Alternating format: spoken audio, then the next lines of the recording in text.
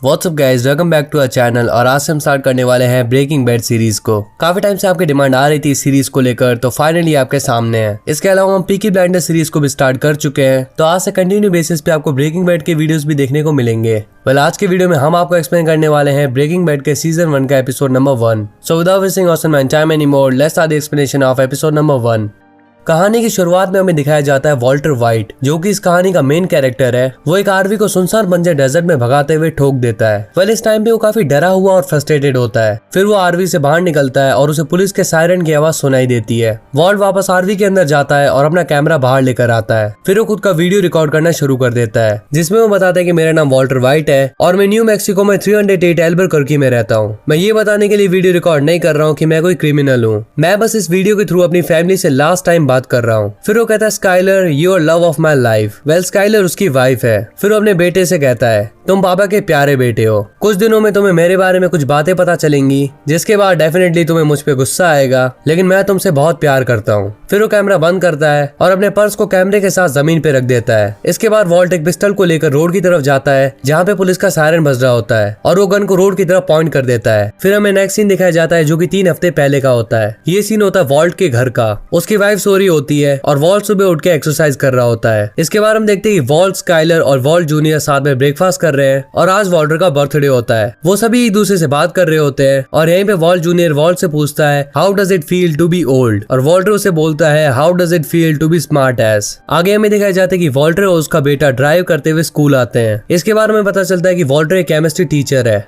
वो क्लास में पढ़ा रहा होता है और एक बच्चा उससे मिसबिहेव करता है, जिसका नाम है चैड। फिर हमें एक कार वॉशिंग सेंटर दिखाया जाता है, जिसमें वॉल्ट कैश काउंटर पर काम करता है। थोड़ी देर में उसका बॉस उसे कहता है कि अब तुम्हें गाड़ियां धोनी होगी, क्योंकि कार वॉश करने वाला वर्कर जॉब छोड़ के चला गया है। इसके बाद वॉल्टर कार वॉश करने लगता है और वो उसी के स्टूडेंट चैड की कार वॉश कर रहा होता है। फिर वहाँ चैड आ जाता है और वो वॉल्टर का मजाक उड़ाता है। इसके बाद वॉल्टर घर वापस आता है, और जैसे ही घर पहुंचता है तो उसे पता चलता है कि स्काइलर ने उसके लिए एक सरप्राइज बर्थडे पार्टी रखी है। पार्टी में स्काइलर की बहन मैरी और उसकी बहन का हस्बैंड हैंक भी आया होता है, जो कि एक DEA ऑफिसर है। He is an drug investigator. इसके बाद हम हैंक को अपनी गन के साथ शो ऑफ करते हुए देखते हैं। अगले सीन में सभी लोग टीवी देख रहे होते हैं, जिसमें न्यूज में हैंक का इंटरव्यू दिखाया जा रहा है, और वॉल्ट एक कोने में खड़े होकर ड्रिंक कर रहा होता है। न्यूज में ड्रग डीलर से जब्त किया गया पैसा दिखाया जाता है, और तभी वॉल्ट हैंक से पूछता है कि ये कितना पैसा है। हैंक उसे बताता है ये 700 ग्रैंड है। फिर हैंक वॉल्ट से मजाक करते हुए कहता है कि तुम भी अपनी लैब में ड्रग्स बनाओ, इसमें बहुत पैसा है और एक्साइटमेंट भी। फिर वॉल्टर हंसते हुए कहता है हाँ जरूर। इसके बाद हम देखते हैं कि पार्टी ओवर हो चुकी है और स्काइलर वॉल्ट से रूम पेंट करने की बात कर रही है। इसके साथ वो वॉल्ट को सेक्सुअली खुश करना चाहती है। वॉल्ट उससे पूछता है कि क्या ये हमारे आने वाले बच्चे के लिए ठीक होगा। एक्चुअली स्काइलर प्रेग्नेंट है। फिर अगले दिन हम वॉल्ट को अगेन कार सेंटर में काम करते हुए देखते हैं, लेकिन यहाँ काम करते हुए वो खास के बेहोश हो जाता है। फिर कुछ देर में हम देखते हैं कि वो एम्बुलेंस के अंदर है। वो डॉक्टर से कह रहा है कि मुझे कुछ नहीं हुआ है, ये सब मेरे लिए नॉर्मल है। डॉक्टर उससे पूछता है कि क्या तुम स्मोक करते हो। वो कहता है बिल्कुल नहीं। फिर डॉक्टर उससे पूछता है कि क्या तुम अपनी फैमिली में से किसी से बात करना चाहते हो। फिर अगले सीन में हम देखते हैं कि वॉल्टर को स्कैनिंग मशीन में स्कैन किया जा रहा है। फिर उसके चेकअप के रिजल्ट के बाद डॉक्टर उसे बताते हैं कि उसे लंग कैंसर है। फिर वॉल्ट अपने घर पे वापस आता है। स्काइलर उससे पूछती है कि आज का दिन कैसा रहा। वॉल्ट उसे अपने कैंसर के बारे में नहीं बताता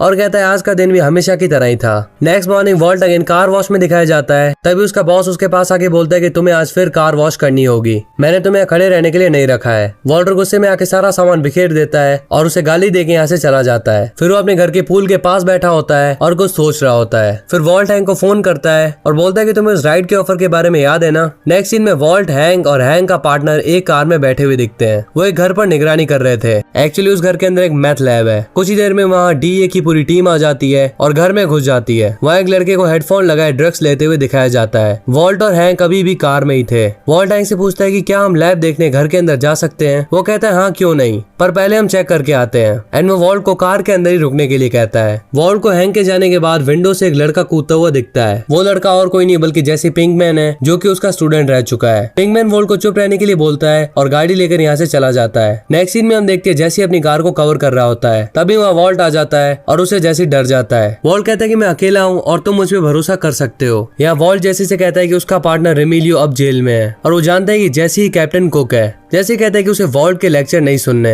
वॉल्ट कहता है हम साथ में काम कर सकते हैं, तुम्हें बिजनेस पता है और मुझे केमिस्ट्री। जैसी इस बात पे हंसता है और वॉल्ट को सीरियस नहीं लेता। वॉल्ट कहता है कि या तो मेरे साथ बिजनेस करो या फिर तुम जेल में जाओगे। फिर हमें घर पर स्काइलर और मैरी को दिखाया जाता है, जो घर पर कुरियर पैकिंग कर रहे हैं। मैरी स्काइलर से पूछती है कि क्या वो नॉवल नहीं लिखेगी। वो उसे कहती कहती है कि वो अब शॉर्ट स्टोरी लिखेगी। फिर मैरी वॉल्ट के बारे में पूछती है। वो कहती है कि आजकल वॉल्ट ऑफ क्यों है। स्काइलर कहती है ऐसा कुछ नहीं है, सब ठीक है। फिर हमें स्कूल में वॉल्ट को केमिस्ट्री लैब का सामान उठाते हुए दिखाया जाता है। सामान लेकर वो जेसी के घर जाता है। जैसी उसे कहता है ये सब क्या है और इसकी क्या जरूरत है। वॉल्ट उसे बताता है हम मैथ की कुकिंग प्रोफेशनली करेंगे। तुम्हारा पहले का लैब और मैथ दोनों बकवास था और हम कोई बेबी फॉर्मूला या फिर चिली पाउडर यूज नहीं करने वाले। फिर वो लोग बात करते हैं कि वो लोग कहाँ पे कुक करेंगे। जैसी वॉल्ट को अपने घर पे कुक करने से मना करता है और बोलता है हमें एक कार भी चाहिए होगी। फिर हमें जैसी को एक कार में वेट करते हुए दिखाया जाता है। वॉल्ट बैंक से पैसे निकाल के ला रहा होता है। वो दोनों एक पुरानी आरवी लेने का प्लान करते हैं। फिर जैसी पैसे देखकर बोलता है कि इतने से कुछ नहीं होगा। आरवी 85 ग्रैंड्स की है और ये तो 70 भी नहीं है। वॉल्टर जैसी से कहता है कि तुम एक ड्रग डीलर हो तो नेगोशिएट करो।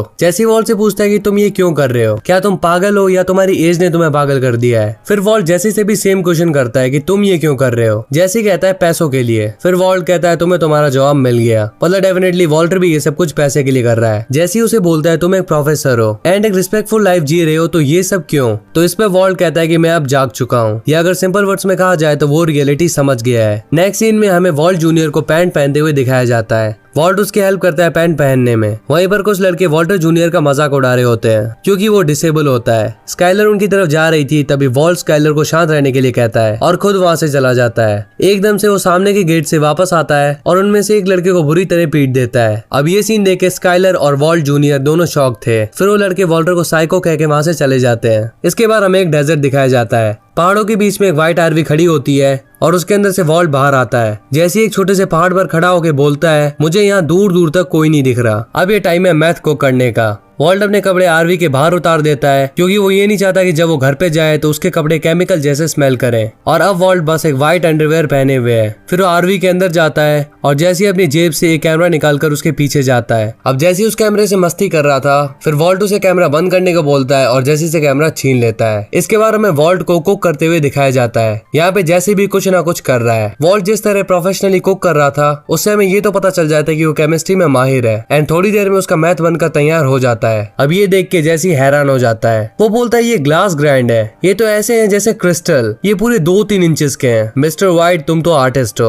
वॉल्ट उसे कहता है ये बस बेसिक केमिस्ट्री थी और कुछ नहीं, तुम अब आगे बताओ क्या करना है। जैसी बोलता है मुझे पता है कि मुझे किस बंदे से बात करनी है। फिर नेक्स्ट सीन में हमें क्रेजी को दिखाया जाता है। ये वही बंदा है जिससे जैसी बात करने के बारे में बोल रहा था। जैसी क्रेजी को सैंपल टेस्ट करवाता है और वो अपने प्रोडक्ट को लेकर कॉन्फिडेंट था। क्रेजी उसे बोलता है इट इज ऑल राइट, ये अच्छा माल है। फिर जैसी उससे एमिलो के बारे में पूछता है। क्रेजी कहता है कि वो ठीक है लेकिन उसे लगता है कि तुमने उसे धोखा दिया है। जैसी कहता है ये बुलशिट है। वो कहता है मैं तो बस लकीली उसके नेबर के घर लड़की के साथ था तो बच गया। एमिलो पागल हो गया है और अगर मुझे वो दिखा तो मैं उसे बहुत मारूंगा, ये बात उसे बोल देना। इस पे क्रेजी एड कहता है कि तुम खुद ही बोल दो और फिर एमिलो स्टेयर से नीचे आता है और जैसी को बोलता है क्या बोल रहा था तू मुझे मारेगा, चल मार जरा मार के दिखा। अब जैसी थोड़ा सा डर जाता है और उन दोनों को कूल डाउन होने के लिए बोलता है। क्रेजी एड जैसी को बोलता है कि अब बता तू ये माल कहाँ से लाया, मुझे पता है कि तू ये नहीं बना सकता। फिर सीन वापस डेजर्ट की तरफ शिफ्ट होता है और यहाँ पे वॉल्ट वापस से कुकिंग के लिए रेडी हो रहा था। तभी उसे गाड़ी के अंदर से गाना बजने की आवाज आती है और ये गाड़ी क्रेजी एड की होती है। उसके अंदर जैसी और एमिलियो भी थे। इसके बाद क्रेजी एड वॉल्ट से बोलता है कि मुझे तुम्हारे क्रिस्टल्स पसंद आए, क्या तुम मेरे लिए काम करोगे। फिर वॉल्ट कहता है मैं तुम्हें मैथ बेच सकता हूँ अगर तुम अच्छा प्राइस दो तो। तभी एमिलियो कहता है मैं इस बंदे को जानता हूँ, ये DEA की कार में था, ये उन्हीं ऑफिसर्स में से एक है। इसके बाद एमिलियो जैसी को धोखेबाज बोलता है और जैसी वहाँ से भागने लगता है एंड वॉल्ट को भी भागने के लिए बोलता है लेकिन वो एक पत्थर से टकराकर नीचे गिर जाता है और उसके सर पे लग जाती है। क्रेजी एड वॉल्ट पर गन पॉइंट कर देता है और एमिलियो जैसी पे। वॉल्ट उसे कहता है कि मैं तुम्हें रेसिपी सिखा सकता हूँ पर तुम्हें हम दोनों को जिंदा रहने देना होगा। फिर एमिलियो जैसी को बांध देता है और आरवी के अंदर जाता है और फिर से वॉल्ट को करने लगता है और क्रेजी एड उसे देख रहा होता है। यहाँ पे एमिलियो सिगरेट पी रहा होता है और वॉल्ट उसे बोलता है सिगरेट आरवी के बाहर फेंको। इसके बाद वो सिगरेट बाहर फेंक देता है। इसके बाद क्रेजी एड वॉल्ट से जल्दी हाथ चलाने को कहता है। फिर वॉल्ट वहाँ रेड फोस्फोरस की मदद से टॉक्सिक एक्सप्लोजन करके वहाँ से भाग जाता है और आरवी का गेट बंद कर देता है। फिर वो दोनों गेट खोलने की पूरी ट्राई करते हैं। वो लोग गेट पे गोली भी चलाते हैं लेकिन इसका कोई असर नहीं होता। फिर थोड़ी देर में वो दोनों बेहोश हो जाते हैं। फिर वॉल्ट जब आरवी के पीछे देखता है तो वहाँ पे आग लगी हुई थी। ये हुआ था सिगरेट की वजह से। वॉल्ट आग को बुझाने की ट्राई करता है लेकिन वो नहीं बुझती। फिर वो एक गैस मास्क पहनता है और जैसी को भी पहनाता है और आरवी को ड्राइव करना शुरू करता है। थोड़ी दूर आके वो आरवी को क्रैश कर देता है और फिर ये सीन स्टार्टिंग से कनेक्ट हो जाता है जहाँ वॉल्टर रोड की तरफ अपनी गन पॉइंट करके खड़ा है। तो स्टार्टिंग में आपको आपके दिमाग में जितने भी डाउट चल रहे होंगे आई थिंक वो यहाँ पे सॉल्व हो गए होंगे। इसके बाद वॉल्टर रोने लगता है और खुद की जान लेने की कोशिश करता है, पर जब वो गन चलाता है तो सेफ्टी ऑन होती है, इसीलिए गोली नहीं चलती। लेकिन जब वो सेफ्टी ऑफ करता है तो गोली कहीं और ही चल जाती है। अब उसे लगता है कि वो कुछ नहीं कर सकता और उसे खुद को पुलिस के हवाले कर देना चाहिए।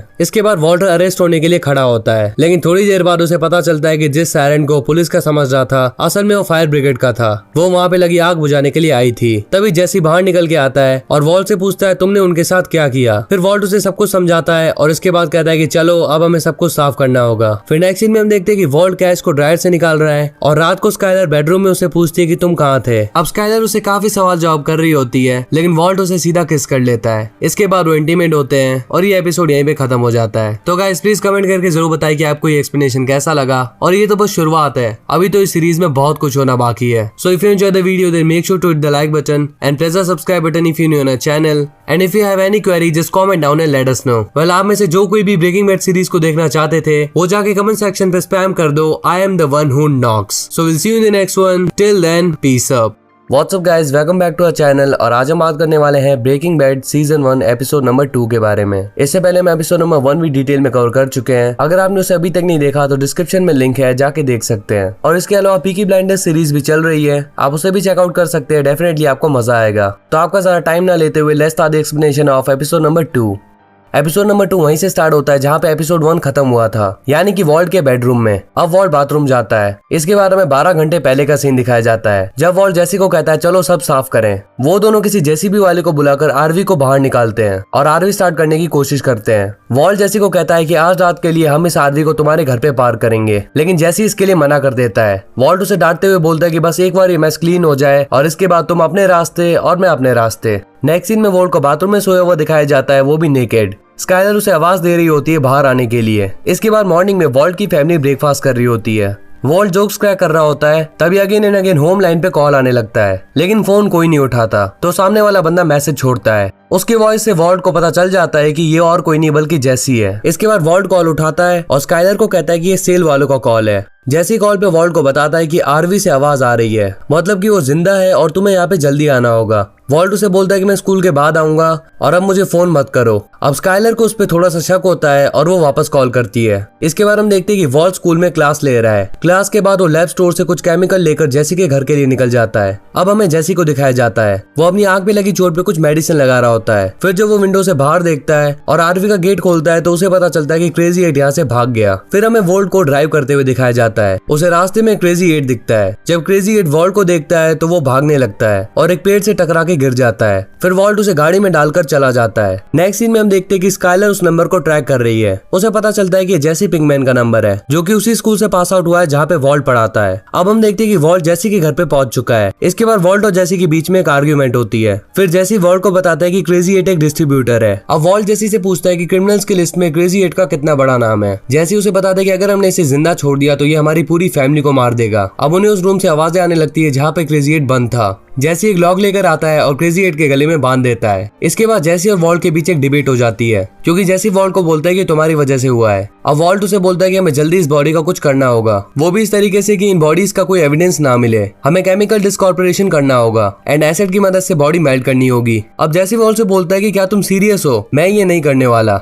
फिर वो दोनों टॉस करते हैं, ये डिसाइड करने के लिए कि कौन क्रेजी एट को मारेगा और कौन एमिलियो की डेड बॉडी को मेल्ट करेगा। ये टॉस जैसी जीत जाता है और सेकंड ऑप्शन चूज करता है। अब वॉल्ट को लैंडलाइन पर जेसी का कॉल आता है। जेसी एक स्टोर में डिस्कॉर्पोरेशन का सामान ले रहा होता है। इसके बाद हम देखते हैं वॉल्ट स्टेयर से नीचे उतरकर क्रेजी एट को एक पॉलिथीन की मदद से मारने जा रहा है। अब क्रेजी एट अचानक होश में आ जाता है और वॉल्ट वापस ऊपर भाग जाता है। क्रेजी एट वॉल्ट से पानी मांगता है। वॉल्ट उसे सैंडविच, पानी, टॉयलेट पेपर, हैंड वॉश और एक बकेट देता है। अब क्रेजी एट वॉल्ट से पूछता है कि मेरा कजन एमिलियो कहाँ पे है, क्या तुमने उसे मार दिया। वॉल्ट उसे बिना जवाब दिए ऊपर चला जाता है और थोड़ी सी वीड स्मोक करता है। तभी जैसी कार लेकर वापस आ जाता है। वॉल्ट उसे पूछता है कि तुमने क्या परचेज किया। जैसी बोलता है कुछ नहीं। जैसी उससे पूछता है कि क्या तुमने क्रेजी एट को मार दिया। तभी उसे क्रेजी एट के खांसने की आवाज आती है और वॉल्ट उसे बोलता है मैंने उसे अभी तक नहीं मारा। अब वॉल्ट बोलता है कि मेरे डॉक्टर के साथ अपॉइंटमेंट है और वहां से चला जाता है। फिर वॉल्ट को स्काइलर के साथ हॉस्पिटल में दिखाया जाता है। उन्हें पता चलता है कि उनकी बेबी का जेंडर फीमेल है, मतलब कि वो एक गर्ल चाइल्ड है। इससे वॉल्ट बहुत खुश हो जाता है और डॉक्टर वहां से चला जाता है। वॉल्ट वहीं पे स्काइलर के पास बैठ जाता है। तभी स्काइलर उससे पूछती है कि जेसी पिंकमैन कौन है। वॉल्ट उसे कहता है वो कोई नहीं है। स्काइलर उससे कहती है कि तो तुमने कल उससे बात क्यों की थी, वो तुम्हारा एक ओल्ड स्टूडेंट है ना।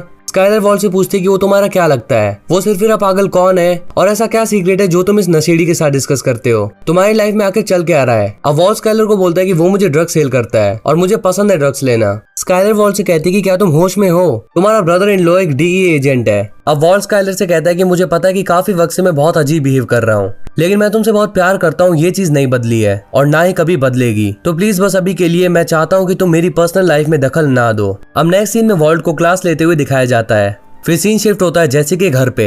जैसी थोड़ा ड्रग स्मोक करता है और हिम्मत करके आरवी के अंदर जाता है। वो एमिलियो की बॉडी को एसिड में डिकम्पोज करने के लिए लेने जाता है। फिर वो बॉडी को आरवी से बाहर निकालता है। तभी वहाँ स्काइलर आ जाती है और जैसी डर जाता है। जैसी स्काइलर को गेट से बाहर रखने की ट्राई करता है। स्काइलर उसे बताती है कि वो वॉल्ट की वाइफ है और वॉल्ट ने उसे सब कुछ बता दिया है एंड उसका ब्रदर इन लॉ एक डीईए एजेंट है। वो उसे बोलते कि तुम वॉल्ट को ड्रग्स नहीं बेचोगे वरना मैं डीए को कॉल लगाने में देर नहीं करूंगी, तुम वॉल्ट से दूर रहो एंड हमारे घर पे कभी कॉल मत करना। जैसी उसे बोलता है मैं समझ गया, आगे से ऐसा नहीं होगा। फिर स्काइलर वहां से चली जाती है। इसके बाद हमें जैसी को बॉडी स्टेयर्स के ऊपर खींचते हुए दिखाया जाता है। वो बहुत मेहनत से उसे ऊपर एक बाथरूम में ले आता है। फिर वो उस बॉडी को बाथ टब में डाल देता है। इसके बाद वो बॉडी को डिकम्पोज करने के लिए एसिड को भी टब में डाल देता है। अब नेक्स्ट सीन में हमें उसे ड्रग स्मोक करते हुए दिखाया जाता है और तभी वॉल्ट वहां आ जाता है। जैसी उसे पूछता है क्या तुम्हारा कोई भाई डीए में है। वॉल्ट उसे बोलता है हाँ, पर वो मेरा ब्रदर इन लॉ है। अब वॉल्ट जैसी से पूछता है कि तुम्हें कैसे पता चला। जैसी उसे बोलता है कि तुम्हारी वाइफ सुबह यहाँ पे आई थी और ये बात उसने मुझे बताई एंड तुमने अपनी वाइफ को ये क्यों बोला कि मैं तुम्हें ड्रग सेल करता हूँ। वॉल्ट उसे बोलता है कि मुझे ज्यादा कॉन्वीनियंट लग रहा था इसलिए।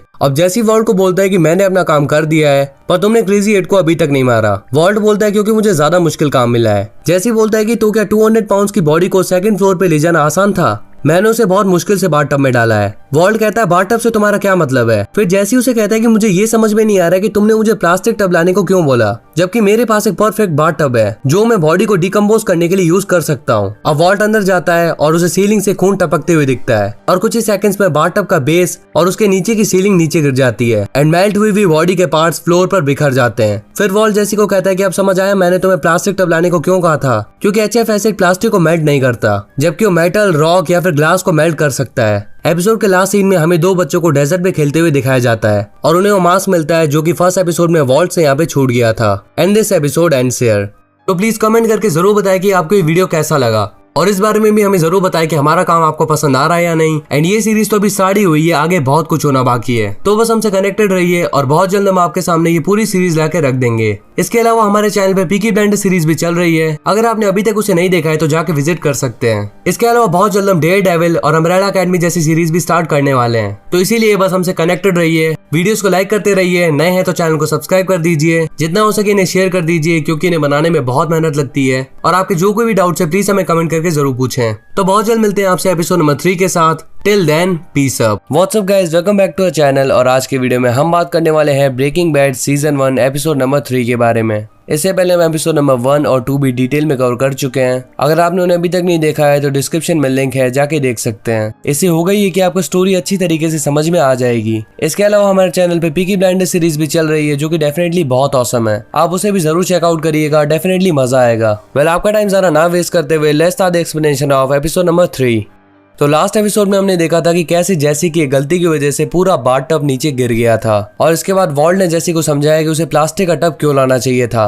वेल अब एपिसोड नंबर 3 की शुरुआत होते ही हम देखते हैं वॉल्ट और जैसी को जो कि फ्लोर पे फैली हुई मेल्टेड बॉडी को साफ कर रहे हैं। तभी हमें वॉल्ट का एक फ्लैशबैक दिखाया जाता है जिसमें वो बोर्ड पे केमिस्ट्री की प्रॉब्लम सॉल्व कर रहा है और एक लड़की उसे क्वेश्चन डिक्टेट कर रही होती है। हमें इस सीन से ये पता चलता है कि पहले उसकी लाइफ क्या थी और अब कितनी डिफिकल्ट और स्ट्रगलिंग हो चुकी है। वेल ये लड़की और कोई नहीं बल्कि वॉल्ट की गर्लफ्रेंड है, मतलब की गर्लफ्रेंड थी और इस सीरीज में इसका भी अच्छा खासा रोल है। फिर सीन वापस प्रेजेंट में शिफ्ट होता है और हम देखते हैं कि वो बकेट में भरी मेल्टेड बॉडी को टॉयलेट में फ्लश करता है। इसके बाद आता है सीरीज का वंडरफुल इंट्रो के बाद हमें वॉल्ट के घर का सीन दिखाया जाता है। यहाँ पे हम देखते हैं कि स्काइलर रूम को पेंट कर रही होती है और इसमें वॉल्टर जूनियर भी उसकी हेल्प कर रहा है। वेल वही रूम है जिसको पेंट करने की बात स्काइलर एपिसोड नंबर 1 में कर रही थी। इसके बाद वॉल्ट जूनियर को फोन आ जाता है और वो वहाँ से चला जाता है। फिर स्काइलर मैरी से बात करते करते कहती है कि मुझे पता है कि तुम कॉलेज टाइम में स्मोक करती थी, तो वो जानना चाहती है कि मैरिजुआना स्मोक करने से हमारे मूड पे क्या इफेक्ट पड़ता है। वो कहती है कि मैं बस एक शॉर्ट स्टोरी में लिख रही हूँ और ये बात मैं उसके कैरेक्टर के लिए पूछ रही हूँ। अब यहाँ पे मैरी को उस पर डाउट होता है। वो स्काइलर से बोलती है कि कहीं ऐसा तो नहीं कि कि वॉल्ट जूनियर स्मोक कर रहा है। स्काइलर कहती है कि ऐसा कुछ नहीं है, लेकिन मैरी अभी भी उस पर शक कर रही थी।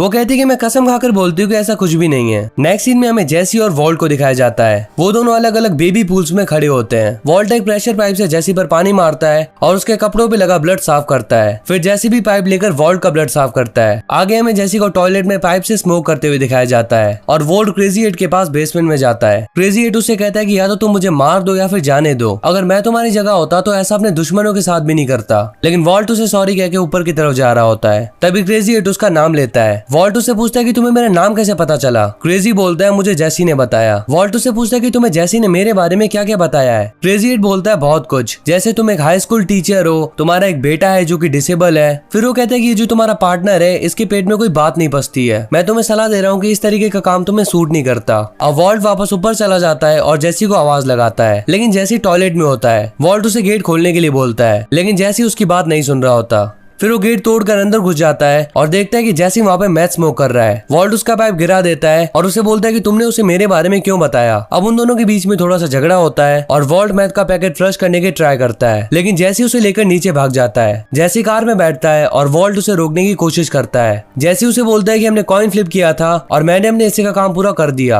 अब तुम्हें तुम्हारा काम करना होगा। देखो वो तुम्हारा बेसमेंट में इंतजार कर रहा है, जल्दी जाओ और उसे खत्म कर दो। ये सब कह के जेसी वहाँ से कार लेके निकल जाता है। नेक्स्ट सीन में हमें दिखाया जाता है मैरी को। वो एक शू शॉप में दिखाई जाती है एंड वो अपने लिए हिल्स बाय कर रही है। तभी उसे हैंक का कॉल आता है। वो उसे कहती है कि मैंने तुम्हें 2 घंटे पहले कॉल किया था और तुम अब मुझे कॉल बैक कर रहे हो। वो उससे पूछता है कि आखिर बात क्या है। मैरी कहती है कि वॉल्ट जूनियर मैरियोना स्मोक करने लग गया है। हैंक उसे बोलता है ये तुम्हें कैसे पता। वो उसे कहती है कि मुझे ऐसा लगता है। स्काइलर से बात करते हो मुझे ऐसा लगा, मतलब कि वो इस बारे में श्योर नहीं है, बल्कि उसे बस एक डाउट है। और वैसे भी हम तो असलियत जानते हैं कि वॉल्ट जूनियर स्मोक नहीं करता, बल्कि स्काइलर वॉल्ट की बात कर रही थी। मैरी हैंक से कहती है कि तुम्हें वॉल्ट जूनियर को इनडायरेक्टली समझाना होगा। वो तुम्हारी रिस्पेक्ट करता है, इसीलिए तुम्हारी बात जरूर मानेगा। नेक्स्ट सीन में हमें हैंक और वॉल्ट जूनियर को एक कार में बैठा हुआ दिखाया जाता है। यहाँ पे हैंक उसे कहता है कि तुम जो जगह देख रहे हो इसे क्रिस्टल प्लेस कहते हैं। यहाँ पर नशेड़ी और बिगड़े हुए लोग रहते हैं जो ड्रग्स खरीदने के लिए कुछ भी कर सकते हैं। तुम्हें पता है इन लोगों ने ड्रग्स लेना कहाँ से स्टार्ट किया था? मैरियोना से। और अब देखो इनकी क्या हालत है। वॉल्ट जूनियर कहता है तुम ये सब मुझे क्यों बता रहे हो? हैंक कहता है क्योंकि मैं तुमसे प्यार करता हूँ। तभी एक लड़की को देखता है और उसे अपने पास बुलाता है। इसके बाद वो उसका नाम पूछता है। वो उसे अपने दांत वॉल्टर जूनियर को दिखाने को कहता है और उससे पूछता है कि तुमने ड्रग्स लेना कैसे स्टार्ट किया। इसके बाद हैंक वॉल्ट जूनियर से पूछता है कि इस राइड का एक्सपीरियंस तुम्हें कैसा लगा। फिर नेक्स्ट सीन में हमें वेंडी को वही क्रिस्टल प्लेस के एक रूम में दिखाया जाता है। वहाँ पर पहले से जेसी होता है। जेसी वेंडी से पूछता है कि कार में कौन था, क्या वो मेरे बारे में पूछ रहे थे? वेंडी उसे बोलती है नहीं। इसके बारे में दिखाया जाता है वॉल्ट को। वो अभी भी जेसी के घर पे है और क्रेजी एट को मारने या फिर ना मारने के रीजन लिख रहा है। अब रात हो चुकी है और वॉल्ट स्काइलर को कॉल करता है। वो उसे झूठ बोलते है कि मैं कार वॉश सेंटर में हूँ और वो आज रात घर पे नहीं आ पाएगा। स्काइलर उसे बोलती है मैंने बॉगडन को कॉल किया था। बॉगडन वॉल्ट का वही बॉस है जैसे वॉल्ट गाली दे के आया था। फिर स्काइलर उससे कहती है कि तुम वहाँ से 3 हफ्ते पहले ही क्विट कर चुके हो। वॉल्ट उससे बोलता है कि हम इस बारे में घर पे बात करेंगे। इसके बाद स्काइलर फोन कट कर देती है। अब हमें क्रेजी एट की आवाजें सुनाई देती है। वो चिल्ला रहा होता है कि मुझे भूख लगी है एंड कुछ खाने को चाहिए। वॉल्ट उसके लिए सैंडविच बना के उसके पास जाता है, लेकिन तभी वॉल्ट खांसते खांसते बेहोश होकर गिर जाता है। एज यू नो वॉल्ट को लंग कैंसर है। फिर उसे थोड़ी देर में होश आता है। वो क्रेजी एट से पूछता है कि मुझे बेहोश हुए कितना टाइम हो गया। वो उसे बताता है कि तुम 10 से 15 मिनट से बेहोश पड़े हो। क्रेजी एट बोलता है कि मैंने कभी किसी को खांसते खांसते बेहोश होते हुए नहीं देखा। वॉल्ट उसे बताता है कि मुझे लंग कैंसर है और मेरे पास अब बहुत ही कम समय बाकी है। इसके बाद वॉल्ट टूटी हुई प्लेट्स के पीसेस को इकट्ठा करके ऊपर ले जाता है। फिर वो क्रेजी एट के लिए नया सैंडविच रेडी करके लाता है। फिर उन दोनों के बीच बातें होने लगती हैं। वॉल्ट उससे पूछता है कि तुम्हारा रियल नेम क्या है। वो बोलता है डैमिगो। फिर वॉल्ट उससे कई सवाल जवाब करता है और उसके बारे में और जानने की कोशिश करता है। इतने में क्रेजी एट उससे कहता है कि अगर तुम मुझे जान लोगे तो ये तुम्हें मुझे मारने में कोई मदद नहीं करेगा। वॉल्ट उसे बोलता है कि तुम मुझे एक रीजन बताओ कि मैं तुम्हें क्यों ना मारूं। क्रेजी एट बोलता है कि अगर तुम मुझे छोड़ दोगे तो मैं भूल जाऊंगा कि ऐसा कुछ भी हुआ था, पर डेफिनेटली तुम इस पे बिलीव नहीं करोगे क्योंकि अगर मेरी जगह कोई भी होता तो वो यही बोलता। वॉल्ट उसे कहता है कि जब तक तुम मुझे कन्विंस नहीं कर लोगे तब तक यहीं पे बैठे रहोगे। फिर क्रेजी एट उसे अपनी लाइफ के बारे में बताता है। वो कहता है कि उसने बिजनेस में डिग्री ले रखी है और उसके डैड की फर्नीचर की शॉप थी। शॉप का नाम वॉल्ट को जाना पहचाना लगता है। वॉल्ट को याद आता है कि वॉल्ट जूनियर का क्रिब उसने वहीं से खरीदा था। फिर वो दोनों कुछ बातें करते हैं और इन बातों के दौरान क्रेजी एट को ये भी पता चल जाता है कि वॉल्ट ये सब क्यों कर रहा है, क्योंकि उसे लंग कैंसर है और वो मरते मरते अपनी फैमिली के लिए कुछ पैसे छोड़ के जाना चाहता है। फिर क्रेजी एट वॉल्ट को इमोशनल करता है ताकि वॉल्ट उसे छोड़ दे और वो आजाद हो जाए। वॉल्ट उसकी बातों में आ जाता है और वो ऊपर से लॉक की लेने जाता है। वो की लेकर जा रहा होता है और तभी वो बियर का कैन डस्टबिन में फेंकता है। तभी उसकी नजर प्लेट्स के टुकड़ों पर पड़ती है। उसे थोड़ा डाउट होता है तो वो प्लेट्स के टुकड़ों को रीअरेंज करके देखता है और उसे एक मेजर पीस गायब दिखता है। वो उस पीस को डस्टबिन में ढूंढता है लेकिन उसे वो नहीं मिलता। अब वॉल्ट समझ जाता है कि वो प्लेट का पीस क्रेजी के पास है और उसने वो तब उठाया था जब वॉल्ट बेहोश हो गया था। इसका मतलब क्रेजी 8 वॉल्ट को नहीं छोड़ने वाला बल्कि वो आजाद होती वॉल्ट को मार देगा। लेकिन उसने वॉल्ट को अपने जाल में बहुत अच्छी तरीके से फंसा लिया था। बट यहाँ पे हम देख सकते हैं प्रोफेसर को फेल करने वाला दिमाग कैसे बस 1 सेकंड से भी कम टाइम में वॉल्ट ने ये कंफर्मेशन कर ली कि प्लेट का एक पीस गायब है। ये हमें दिखाता है कि वॉल्ट बस केमिस्ट्री में सबका बाप नहीं है बल्कि उसका IQ भी खतरनाक है। अब वॉल्ट की लेकर वापस बेसमेंट में आता है। क्रेजी उसे बोलता है तुम बिल्कुल सही कर रहे हो, अब इस लॉक को खोल दो। वॉल्ट उसे पूछता है कि क्या तुम्हें गुस्सा नहीं आ रहा। वो बोलता है नहीं, मैं बस घर जाना चाहता हूँ। वॉल्ट उसे पीछे घूमने को बोलता है। इसके बाद वो बोलता है कि तुम चाहते हो कि मैं लॉक खोल दूं और तुम मुझे उस प्लेट के पीस से मार दो जो कि तुमने अपनी पॉकेट में छुपा रखा है। फिर वॉल्ट लॉक को पीछे की तरफ से खींचता है और क्रेजी उस पर अटैक करने की कोशिश करता है लेकिन वो वॉल्ट का ज्यादा कुछ नहीं बिगाड़ पाता। वॉल्ट के पैर पर बस एक कट आता है और फाइनली वॉल्ट यहाँ पर क्रेजी 8 की कहानी खत्म कर देता है। लेकिन वॉल्ट इससे दुखी भी होता है और क्रेजी 8 की बॉडी से सॉरी कहता है। इसके बाद जैसे अपनी कार लेके घर पे आता है और देखते कि घर पे कोई नहीं है एंड बेसमेंट में भी कोई नहीं होता। इसके साथ वॉल्ट ने सारे एविडेंस भी मिटा दिए। आगे हमें स्कूल की क्लास का सीन दिखाया जाता है। यहाँ पे एक टीचर स्टूडेंट से आके बोलती है कि वॉल्टर आज सही फील नहीं कर रहे, वो बीमार है, इसीलिए आज तुम्हें मैं पढ़ाऊंगी। नेक्स्ट सीन में हमें दिखाया जाता है हैंक को। वो अपनी टीम के साथ एक डेजर्ट में आया है जहाँ पे क्रेजी 8 की गाड़ी खड़ी होती है। हैंक गाड़ी को सर्च करता है और काफी कोशिश के बाद उसे मैथ का एक छोटा सा पाउच मिलता है लेकिन उसे वो रेगुलर मैथ से अलग लगता है और तभी वहाँ किसी दूसरे टीम मेंबर को गैस मास्क मिलता है। अब सीन चेंज होता है और हमें वॉल्ट को कार में बैठा हुआ दिखाया जाता है। यहाँ पे वॉल्ट को फिर से अपने पास्ट के फ्लैशबैक दिखाई देते हैं। फिर वॉल्ट कार स्टार्ट करके घर आ जाता है और बेडरूम में जाता है। स्काइलर यहाँ पे सो रही होती है। वॉल्ट उसे बोलता है कि मुझे तुम्हें कुछ बताना है और यहीं पे एपिसोड खत्म हो जाता है। तो एपिसोड नंबर 3 में हमने देखा कि वॉल्ट का कैरेक्टर डेवलपमेंट कितनी अच्छी तरीके से किया गया है और पहले वॉल्ट ने क्या क्या प्लान किया था कि वो क्रेजी 8 को किस तरीके से मारेगा, लेकिन एंड में सिचुएशन ही ऐसी हो गई कि उसे क्रेजी 8 को बहुत ब्रूटली मारना पड़ा। एंड ये तो कुछ भी नहीं था, वॉल्ट के कैरेक्टर में आगे जाके बहुत ज्यादा चेंजेस आने वाले हैं और बहुत ही एपिक लेवल के चेंजेस आने वाले हैं। तो अगर आप ये सब कुछ मिस नहीं करना चाहते देन हमसे कनेक्टेड रहो। एंड एज यू नो कि हमारे चैनल पे पीकी ब्लाइंडर्स सीरीज भी चल रही है, आप जाके उसे भी एंजॉय कर सकते हैं। So if you enjoyed this video then make sure to hit the like button and press the subscribe button if you new on our channel. Share it as much as you can and if you have any query just comment down and let us know. तो बहुत जल्द मिलेंगे आपको episode number 4 explain करते हुए। Till then peace up. What's up guys, welcome back to our channel और आज हम बात करने वाले हैं Breaking Bad season 1 episode number 4 के बारे में। इससे पहले हम तीनों एपिसोड डिटेल में कवर कर चुके हैं। अगर आपने उन्हें अभी तक नहीं देखा तो डिस्क्रिप्शन में लिंक है, जाके देख सकते हैं। इससे होगा ये कि आपको स्टोरी अच्छी तरीके से समझ में आ जाएगी। एंड इसके अलावा हम चैनल पे पीकी ब्लाइंडर्स सीरीज को भी स्टार्ट कर चुके हैं, आप जाके उसे भी चेकआउट कर सकते हैं। एंड आई बैठ के जितनी डिटेल में हमने पीकी ब्लाइंडर्स को कवर किया है उतनी डिटेल के साथ शायद ही पूरे यूट्यूब पे किसी ने किया होगा। तो अगर आप चाहे तो जाके उसे भी चेकआउट कर सकते हैं। फिलहाल के लिए आपका टाइम ज्यादा ना वेस्ट करते हुए स्टार्ट करते हैं एपिसोड नंबर 4। एपिसोड नंबर 1 की स्टार्टिंग TEA ऑफिस से होती है जहां हम हैंक को देखते हैं। वो अपनी टीम को न्यू स्ट्रेटेजी समझाते हुए दिखाया जाता है। हैंक उन्हें बताता है कि क्रेजी 8 उसका बहुत पहले से खबरी था लेकिन अब वो और उसका कजन एमिलियो कहीं पे गायब हो रखे हैं और वो बताता है कि जो मैथ उसे गाड़ी से मिले हैं वो मैथ अब तक का सबसे प्योरेस्ट मैथ है। यहाँ तक कि हमारे केमिस्ट खुद इतना प्योर मैथ नहीं बना पाए हैं। अब ये देख के हम वॉल्ट की काबिलियत का अंदाजा लगा सकते हैं और अभी तो उसके पास प्रॉपर लैब भी नहीं है तो वो इतना कुछ कर रहा है। जरा सोचो कि अगर उसे सारी फैसिलिटीज मिल जाए तो वो क्या क्या कर देगा। अब हैंक के हिसाब से सिटी में न्यू प्लेयर्स आए हैं और जिस तरीके से हैंक सीरियसली न्यू प्लेयर्स को डिस्क्राइब कर रहा होता है जो कि हम सबको पता है कि वॉल्ट है, वही हमें वॉल्ट को ब्रश करते हुए दिखाया जाता है जो किसी भी एंगल से खतरनाक नहीं दिखाई देता है। तो ये सीन हमें थोड़ा फनी वे में प्रेजेंट किया गया है। नेक्स्ट सीन में हमें वॉल्ट की फैमिली और हैंक एंड मैरी को वॉल्ट के घर लंच करते हुए दिखाया जाता है। वो सभी आपस में बात कर रहे होते हैं। यहाँ पे वॉल्ट वॉल्टर जूनियर को बताता है कि वो स्काइलर कैसे मिले थे। जब वॉल्ट ये सब शेयर कर रहा होता है तभी स्काइलर इमोशनल होकर रोने लगती है और अंदर चली जाती है। फिर मैरी वॉल्ट से पूछती है कि आखिर चल क्या रहा है, तुम दोनों के बीच में कोई प्रॉब्लम है क्या, एंड अगर है तो हमें उस बारे में बताओ।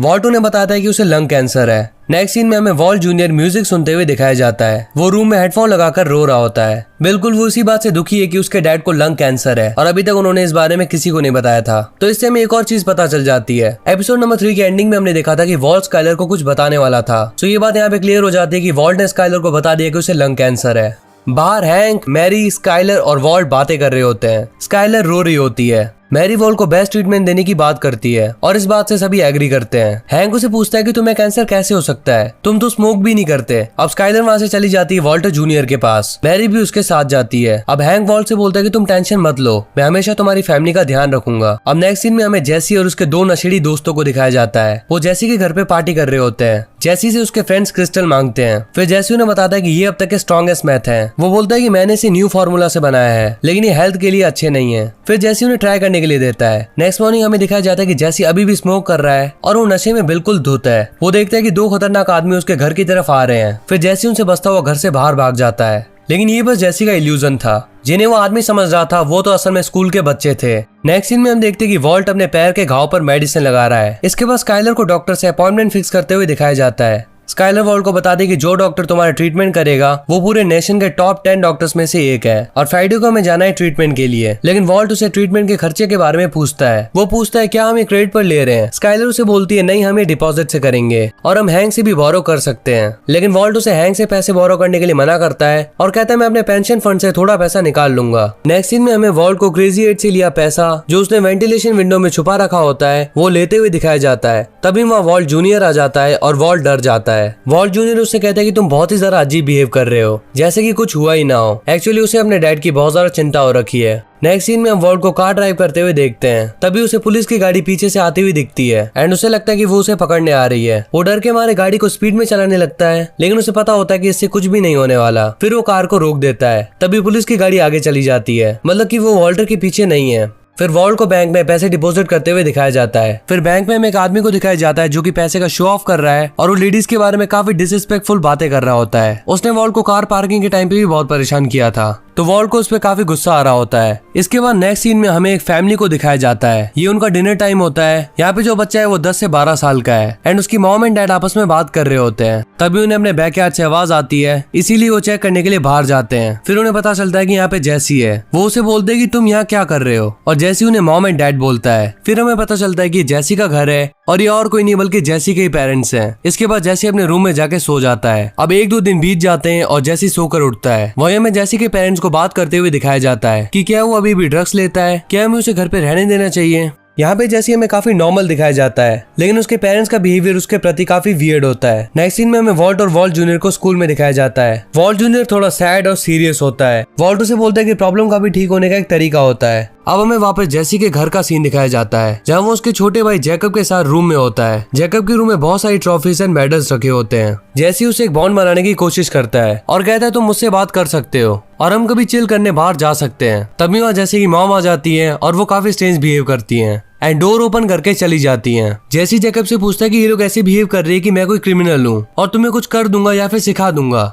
मैं तो मतलब इनके लिए कुछ मैटर ही नहीं करता। अब रात में जैसी को अपने रूम में सोता हुआ दिखाते हैं। जैसी को नींद नहीं आ रही होती तो वो अपने रूम में पड़े एक वुडन बॉक्स को खोलता है। इसमें उसके बचपन के टॉयज एंड पेंटिंग्स होती हैं। वो उन्हें देखता है और उन पे हंसता है। यहाँ पे हम देख सकते हैं कि एक ड्राइंग मिस्टर वाइट की भी है। इस सीन में हमें दिखाई देता है कि ड्रग्स ने जैसी की लाइफ खराब कर दी है। पहले जब वो ड्रग्स नहीं लिया करता था तब उसकी लाइफ बहुत अच्छी थी। तभी उसे अपने दोस्त का फोन आता है जो कि उसके घर पे पार्टी करने आया था। वो जैसी को बोलता है कि अगर वो और भी क्रिस्टल उसे लाके दे सकता है तो वो उसका काफी अच्छा अमाउंट देने को तैयार है। उसके कुछ अमीर दोस्तों को ये चाहिए। वो कहता है तुम्हारे पास जितने भी क्रिस्टल्स हैं मैं खरीद लूंगा। नेक्स्ट सीन हमें वॉल्ट के घर का दिखाया जाता है। यहाँ पे वॉल्ट विंडो से पैसे निकाल रहा होता है। तभी डोरबेल बजती है। वो चेक करता है तो उसे पता चलता है कि यहाँ पे जैसी आया है। वॉल्ट उसे बोलता है कि तुम यहाँ पे क्या कर रहे हो और उसे चेक करने लगता है एंड कहता है कि क्या तुम कोई वायर्स या फिर माइक छुपा के लाए हो मुझे फंसाने के लिए। जैसी उसे दूर हटाता है और कहता है कि क्या तुम पागल हो गए हो, मैं बस तुमसे बात करने आया था। मुझे लगा शायद अब सब कुछ सही हो गया होगा तो हम फिर से मैथ कुक कर सकते हैं। वो मैथ लोगों को काफी पसंद आ रहा है और मेरे पास कस्टमर्स है जो कि इसके लिए काफी अच्छा पैसा दे सकते हैं। पर वॉल्ट उसकी बात नहीं सुनता और काफी रूडली उसे यहाँ से चले जाने को कहता है एंड कहता है कि यहाँ पे वापस कभी मत आना। इसके बाद जैसी वहाँ से जा रहा होता है। जाते जाते वो बोलता है कि मैं तुम्हें तुम्हारा शेयर देने आया था, मैंने उस मैथ को बेचा भी है, ना कि सारा का सारा स्मोक कर गया। और फिर वो पैसों को वॉल्ट के सामने उड़ाकर चला जाता है। वॉल्ट उस पैसे को कलेक्ट करता है और अपने पास रख लेता है। नेक्स्ट सीन में हमें वॉल्ट और स्काइलर को डॉक्टर से बात करते हुए दिखाया जाता है। डॉक्टर उन्हें बताता है कि ट्रीटमेंट तो हो सकता है पर इसके कई साइड इफेक्ट्स हैं। नेक्स्ट सीन में हमें दिखाया जाता है कि जैसी के घर पे काम करने वाली मेड को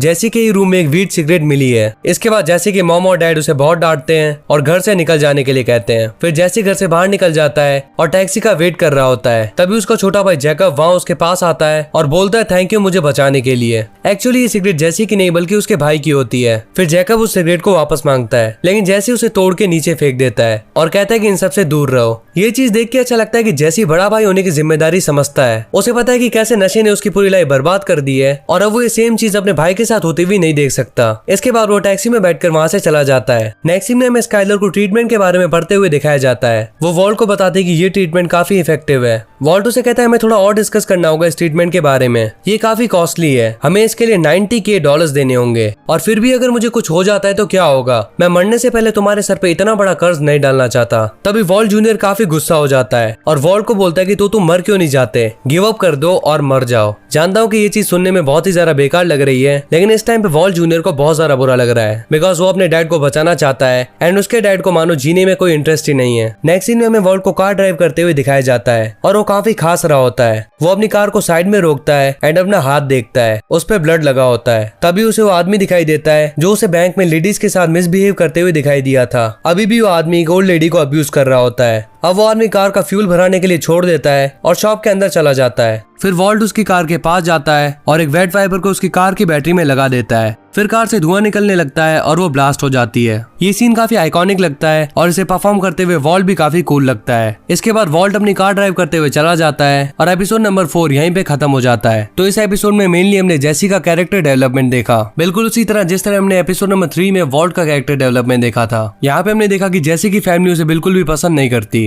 एंड ऑफ कोर्स एक नशेड़ी को कौन ही पसंद करेगा। और दूसरी तरफ वॉल्ट की भी मुसीबतें बढ़ती जा रही हैं। हम देख सकते हैं कि सब लोग वॉल्ट के लिए डोनेशन इकट्ठा करना चाहते हैं। कभी स्काइलर कहती है कि हैंक से पैसे मांग लेंगे, तो कभी कुछ। वो किसी की भी हेल्प नहीं लेना चाहता और धीरे धीरे उसके कैरेक्टर में चेंज आ रहा है। तो क्या वॉल्ट वापस से जेसी के पास जाएगा और मैथ बनाना फिर से स्टार्ट करेगा, ये हम देखेंगे नेक्स्ट एपिसोड में। फिलहाल के लिए if you enjoyed this video then make sure to hit the like button and press the subscribe button if you new on our channel. Share it as much as you can and if you have any query just comment down and let us know। तो मिलते हैं आपको Breaking Bad के season 1 episode number 5 के साथ। Till then peace up. What's up guys, welcome back to our channel और आज हम बात करने वाले हैं Breaking Bad season 1 episode number 5 के बारे में। इससे पहले हम चारों एपिसोड डिटेल में कवर कर चुके हैं। अगर आपने उन्हें अभी तक नहीं देखा है तो डिस्क्रिप्शन में लिंक है, जाके देख सकते हैं। इससे होगा यही कि आपको स्टोरी समझने में ज्यादा दिक्कत नहीं आएगी। एंड इसके अलावा हमारे चैनल पे पीकी ब्लाइंडर्स सीरीज भी चल रही है और उसके अलावा भी काफी सारी ऑसम सीरीज कंटिन्यू हो रही है, तो एक बार उन्हें भी जरूर चेकआउट करें। तो आपका टाइम ज्यादा ना लेते हुए let's start the explanation of episode number 5।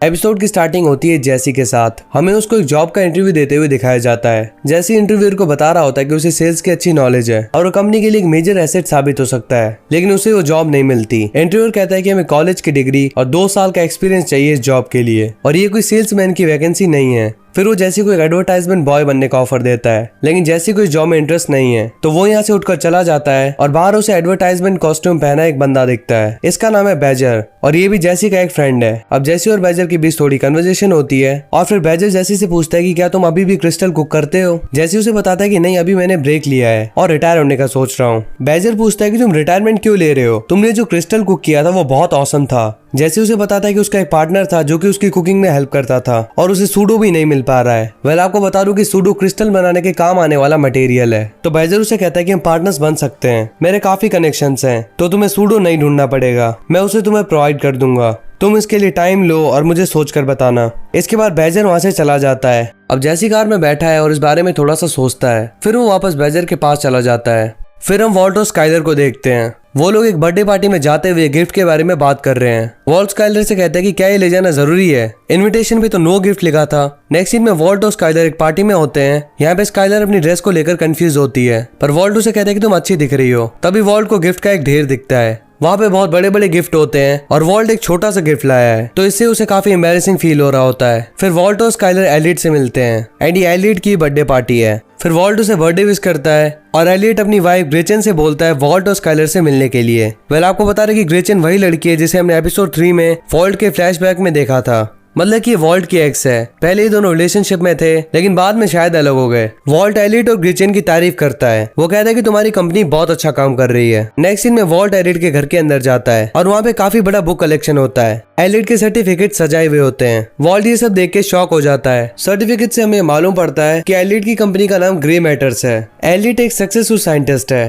अब वॉल्ट घर से बाहर आता है और वॉल्ट के ओल्ड कलीग्स उसे अपने पास बुलाते हैं एंड ग्रुप में वॉल्टर के बारे में बात होती है कि वो उन दिनों कितना ब्रिलियंट था। यहाँ पे हमें मालूम पड़ता है कि एलियट और वॉल्टर पहले साथ में काम किया करते थे और एलियट की कंपनी का नाम भी वॉल्ट और एलियट ने साथ में रखा था। एंड उन दिनों वॉल्टर भी एक साइंटिस्ट हुआ करता था, पर वॉल्ट अब बस एक हाई स्कूल टीचर है। तो इस चीज से उसे काफी एम्बैरेसिंग फील होता है कि वो क्या कर सकता था और क्या कर रहा है। पार्टी के नेक्स्ट इवेंट में एलियट और ग्रेचिन सभी के गिफ्ट्स अनबॉक्स करने लगते हैं। एलियट सभी के गिफ्ट्स खोल रहा होता है, तभी उसे एक छोटा सा गिफ्ट का पैकेट दिखाई देता है और वो पैकेट वॉल्ट का होता है। वॉल्टर स्काइलर के साथ क्राउड में खड़ा होता है और वो इसे काफी अनकंफर्टेबल फील कर रहा होता है। एलियट जब गिफ्ट खोलता है तो उसके अंदर रोमन नूडल्स होती हैं। एलियट को उस गिफ्ट से कॉलेज के पुराने दिन याद आ जाते हैं। वो कहता है ये नूडल्स हम स्ट्रगल के टाइम पैसे बचाने के लिए खाते थे। ये गिफ्ट मुझे सच में बहुत पसंद आया। वो वॉल्ट को इसके लिए थैंक्स कहता है। नेक्स्ट सीन में वॉल्ट और एलियट घर के अंदर बैठ के अपने पुराने दिन याद कर रहे होते हैं। बात करते करते एलियट वॉल्ट से कहता है कि मैं ये सब कुछ मिस करता हूँ, क्या हम वापस साथ में काम नहीं कर सकते। पहले वॉल्ट को लगता है कि वो मजाक कर रहा है, पर एलियट सीरियस होता है और वो वॉल्ट को जॉब ऑफर करता है अपनी कंपनी में। वॉल्ट उससे कहता है कि तुम्हारा ये ऑफर बहुत अच्छा है, पर मेरे कुछ पर्सनल इश्यूज हैं, इसलिए ये सब कुछ नहीं हो सकता। एलियट वॉल्ट से कहता है कि हम सब कुछ सही कर देंगे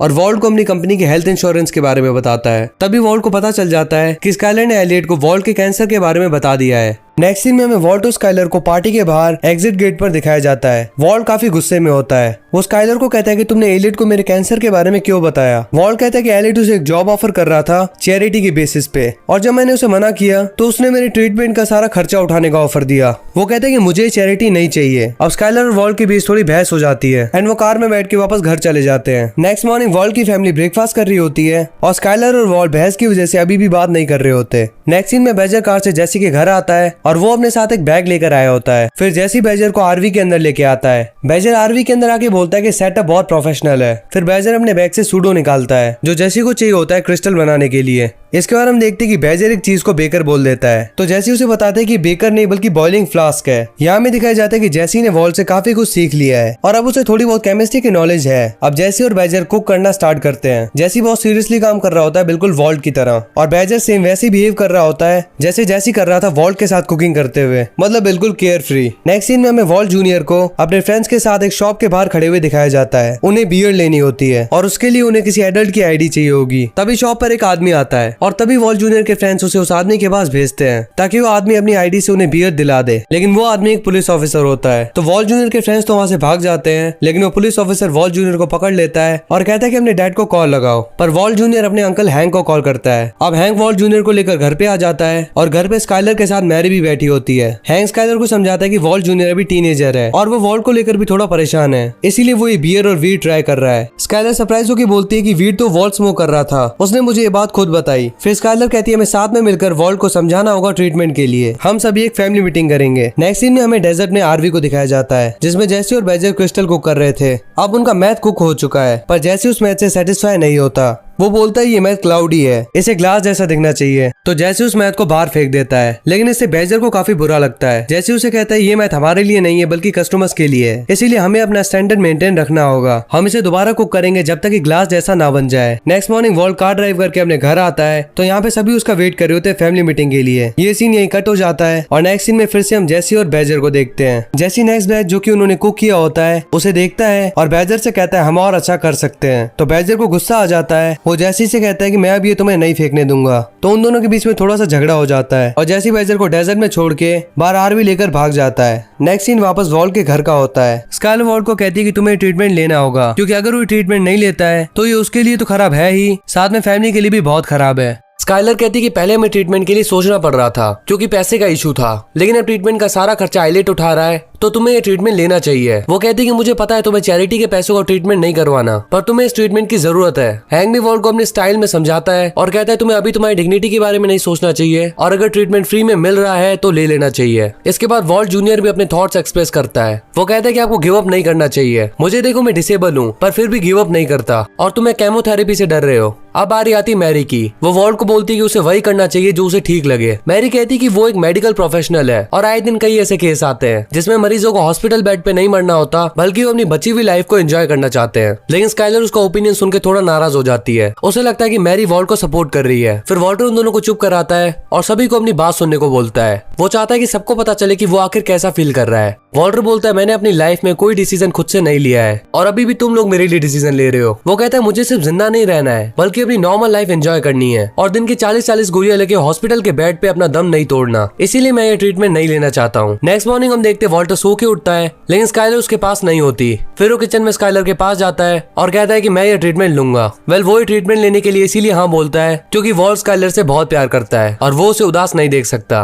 नेक्स्ट सीन में हम देखते हैं कि वॉल्टर की पूरी फैमिली हॉस्पिटल आ चुकी है। यहाँ पे स्काइलर वॉल्ट को बोलते कि हमारा इंश्योरेंस नहीं आ रहा है तो हमें क्रेडिट कार्ड से पे करना होगा। स्काइलर वॉल्ट से पूछती है कि क्या एलिट चेक भेजने वाला है। वॉल्ट उसे कहता है वो सब मैं देख लूंगा। नेक्स्ट सीन में वॉल्ट का एक्सरे हो रहा होता है और साथ साथ उसके दिमाग में कुछ चल रहा है। फिर नेक्स्ट सीन में हम देखते हैं कि वॉल्ट कार ड्राइव करके जेसी के घर जाता है। वो कार से उतर कर जेसी के घर पे जा ही रहा होता है, लेकिन तभी उसे एलिट का फोन आ जाता है। पर फोन में बात कर रही होती है ग्रेचर। वो वॉल्ट को बताती है कि मुझे तुम्हारे कैंसर के बारे में पता चल गया और इससे मैं काफी दुखी हूँ। ग्रेचर उसे बोलती है कि एलिट ने जो पैसे ट्रीटमेंट के लिए ऑफर किए हैं वो तुम्हें एक्सेप्ट कर लेने चाहिए क्योंकि वो पैसा तुम्हें बिलोंग करता है। हमारी कंपनी का आधा नाम भी तुम्हारा है। ग्रेचर उसे पूछती है कि क्या तुम ये पैसा हमारे पास के रिलेशन की वजह से नहीं ले रहे हो। वॉल्ट उसे बोलता है ऐसा कुछ नहीं है। वो कहता है कि इंश्योरेंस का पैसा आ चुका है इसीलिए हमें तुम्हारे पैसों की जरूरत नहीं है और थैंक यू कहकर फोन रख देता है। फिर वो जेसी से पूछता है कि क्या तुमको करना चाहते हो और इसी के साथ ही एपिसोड यहीं पे एंड हो जाता है। तो हम देख सकते हैं कि वॉल्ट कैसे सभी को घुमा रहा है। वो स्काइलर से कह रहा है कि उसे एलिट का चेक मिलने वाला है और उसने ग्रेचर से कहा कि इंश्योरेंस का पैसा आने वाला है, लेकिन असल में वो पैसा खुद से कमाने वाला है, वो भी मैथ बना के। और देखा जाए तो सच में तरीका बहुत बेकार है, लेकिन इस मूवमेंट पे वॉल्ट रिस्पेक्ट डिजर्व करता है। अगर कोई नॉर्मल इंसान होता तो हेल्प ले लेता,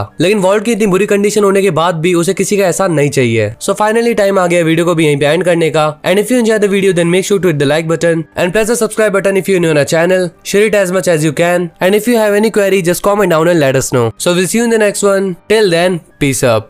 What's up guys, welcome back to our channel। और आज की वीडियो में हम बात करने वाले हैं Breaking Bad season 1 episode number 6 के बारे में। इससे पहले हम 5 एपिसोड डिटेल में कवर कर चुके हैं। अगर आपने उन्हें अभी तक नहीं देखा है तो डिस्क्रिप्शन में लिंक है, जाके देख सकते हैं, बिकॉज उनके बिना आपको स्टोरी अच्छे से समझ में नहीं आ पाएगी। इसके अलावा कई सारी सीरीज लाइक डेयर डेविल हमारे चैनल पे चल रही है, आप चाहे तो उन्हें भी चेकआउट कर सकते हैं। डेफिनेटली आप एंजॉय करेंगे। So without wasting your time any more, let's start the explanation off season 1 episode number 6।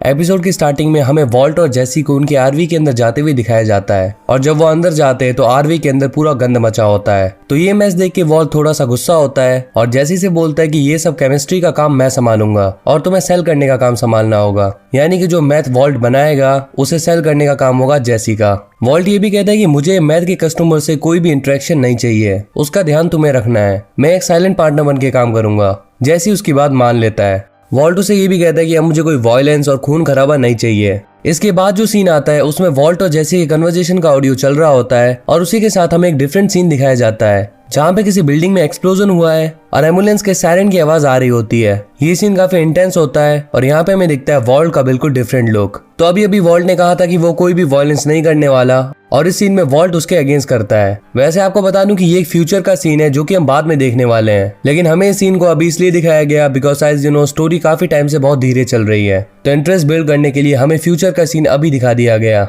Well अब आ जाते हैं वापस प्रेजेंट में। यहाँ पे हमें वॉल्ट को हॉस्पिटल में केमोथेरेपी लेते हुए दिखाया जाता है और उसके साथ स्काइलर भी होती है। तो यहाँ पे वॉल्ट स्काइलर से बोलता है कि मैं चाहता हूँ कि तुम घर पे जाओ वॉल्टर जूनियर के पास। वो उसकी बात मान लेती है और उससे पूछती है कि क्या एलिट ने तुम्हें चेक भिजवा दिया। तो वो उसे झूठ बोल देता है कि हाँ चेक आ चुका है और मैंने उसे डिपॉजिट करवा दिया। नेक्स्ट सीन में वॉल्ट को काउंटर में चेक डिपॉजिट करते हुए दिखाया जाता है और वो काउंटर पे लेडी से कहता है कि मंडे तक चेक को डिपॉजिट मत करना। इसके बाद वॉल्ट स्कूल में केमिस्ट्री की क्लास ले रहा होता है और पढ़ाते हुए उसे थोड़ा अजीब फील होता है। ये सब कुछ केमोथेरेपी की वजह से हो रहा है। वॉल्ट वॉशरूम जाता है और वहाँ पे उसे वॉमिटिंग भी होती है। तो वहाँ स्कूल की क्लीनिंग स्टाफ का एक आदमी हुगो उसकी हेल्प करता है। अब आगे हमें वॉल्ट और उसकी फैमिली को कैंसर सपोर्ट ग्रुप में बैठे हुए दिखाया जाता है। यहाँ स्काइलर वॉल्ट से पूछती है कि वो आजकल नाइट में घर लेट आता है, वो आके स्कूल के बाद कहाँ पे जाता है। तो वॉल्ट उसे बताता है कि आजकल उसे अकेले रहना अच्छा लगता है और वो कभी कभी टहलने चला जाता है। नेक्स्ट सीन में हम देखते हैं कि वॉल्ट आरवी में क्रिस्टल कुक कर रहा है और जैसे आरवी के बाहर बैठा होता है। वॉल्ट कुक करते समय अच्छा फील नहीं कर रहा होता और फिर वो आरवी से बाहर आता है एंड गिर जाता है। वो जैसी को बताता है कि उसे ऐसा फील हो रहा है जैसे कि उसका शरीर जल रहा हो। जैसी उसे चेयर पे बिठा देता है और तभी वो वॉल्ट के चेस्ट पे रेड मार्क देख लेता है। वो वॉल्ट से पूछता है कि क्या तुम्हें कैंसर है। वॉल्ट उसे बताता है कि उसे लंग कैंसर है। जैसी उसे पूछता है कि वो कौन सी स्टेज पर है, तो वॉल्ट उसे बताता है कि 3rd स्टेज। जैसी बोलता है अब मुझे समझ आया कि तुम ये क्यों कर रहे हो, ताकि मरने से पहले तुम अपनी फैमिली के लिए कुछ पैसे इकट्ठे कर लो। फिर जैसी वॉल्ट से पूछता है कि क्या वो ये बैच फिनिश कर पाएगा, तो वो जैसी को ये बैच फिनिश करने को बोलता है। वो कहता है कि अगर कोई क्वेश्चन हो तो मुझे बता देना। नेक्स्ट सीन में हम देखते हैं हैंक और स्टीवन को। उन्हें पता चलता है कि जो गैस मास्क उन्हें मैथ कुकिंग साइट पर मिला था वो उसी स्कूल की केमिस्ट्री लैब से चुराया गया है जहाँ पे वॉल्ट पढ़ाता है। नेक्स्ट सीन में हम देखते हैं कि जैसे क्रिस्टल सेल कर रहा है, क्रिस्टल बेचने के बाद वो वापस आता है और यहाँ पे वॉल्ट डेजर्ट में आरवी के अंदर उसका वेट कर रहा था। जैसे उसके लिए एक सेल फोन लाया होता है और बताता है कि $26 का मैच सेल हुआ है जिसका भी वो 50-50 करेंगे। तो वॉल्ट बहुत डिसअपॉइंट होता है। वो कहता है बस इतने से पैसे से कुछ नहीं होगा, हमें हमारे प्रोडक्ट को बल्क में बेचना होगा और किसी होलसेलर से डीलिंग करनी पड़ेगी। वॉल्ट उसे बोलता है कि मैं इतना बड़ा रिस्क लेकर ये इलीगल काम कर रहा हूँ और उसके बाद भी अगर इतना सा पैसा आएगा तो डेफिनेटली बेकार है। वो कहता है कि हमें एक डिस्ट्रीब्यूटर ढूंढना होगा।